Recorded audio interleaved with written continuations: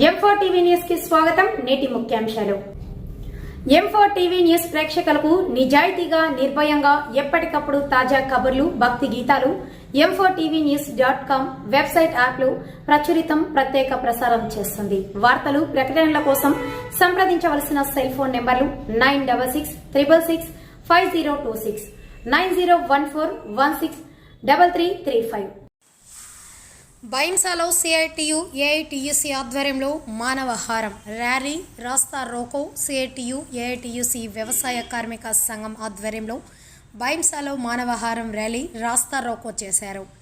దేశవ్యాప్తంగా సమ్మె, గ్రామీణ భారత్ బంద్ సందర్భంగా మానవహారం ర్యాలీ, రాస్తా రోకో నిర్వహించారు. రాకపోకలు నిలిచిపోయాయి. సమాచారం అందుకున్న పోలీసులు సంఘటనా స్థలానికి చేరుకున్నారు. కార్మిక సంఘాలకు నేతలతో నచ్చజెప్పి రాస్తా రోకోను విరమించారు. ఈ ధర్నాలో తెలంగాణ వ్యవసాయ కార్మిక సంఘం జిల్లా మురళీ మోహన్, సిఐటియు నాయకురాలు విజయ, ఏఐటియుసి నాయకులు ముత్యం దేవన్న, సోమేష్ తదితరులు పాల్గొన్నారు.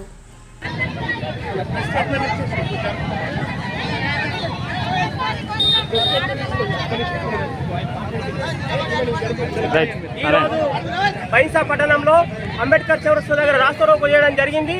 కార్మికుల సమస్యలు అలాగే రైతుల సమస్యలు పరిష్కారం చేయాలని కేంద్ర ప్రభుత్వాన్ని డిమాండ్ చేస్తూ ఈ రోజు జరిగే భారత్ గ్రామీణ బంద్, దేశవ్యాప్తంగా ఈ రోజు గ్రామీణ భారత్ బంద్ జరుగుతున్నది. అన్ని చోట్ల ఇది సక్సెస్ఫుల్ గా జరుగుతున్నది.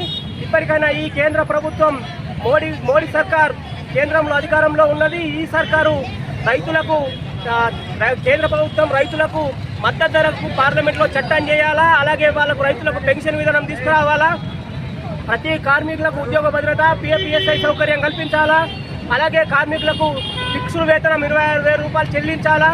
ఈ మోడీ సర్కార్ అధికారంలోకి వచ్చిన తర్వాత రైతులకు లాభం చేస్తాము, రైతుల ప్రభుత్వం మాదని చెప్తున్నారు. రైతుల ప్రభుత్వం అని చెప్పిన ఈ సర్కార్ రైతుల సమస్యలు పట్టించుకోకుండా హర్యానా, ఢిల్లీ రాష్ట్రం నుంచి వస్తున్న రైతుల్ని రోడ్డు మీద మొదలు కొట్టుకుంటూ, అలాగే సిమెంట్ తిప్పలు కడుతూ వాళ్ళ అణచివేతకు పాల్పడుతున్నది. దీన్ని మేము తీవ్రంగా ఖండిస్తున్నాం. మోడీ గారు ఇక్కడ మీ ప్రభుత్వంలో రైతులకు న్యాయం చేయాలా, చట్టం చేయాలని డిమాండ్ చేస్తున్నాం. లేని పక్షంలో ఈ కార్మికులు, రైతులు, కూలీలతోని పెద్ద ఎత్తున నిరసన కార్యక్రమాలు చేపడతామని హెచ్చరిస్తున్నాం. పోరాడదాం కార్మికుల సమస్యలు పరిష్కరించేంత వరకు పోరాడదాం.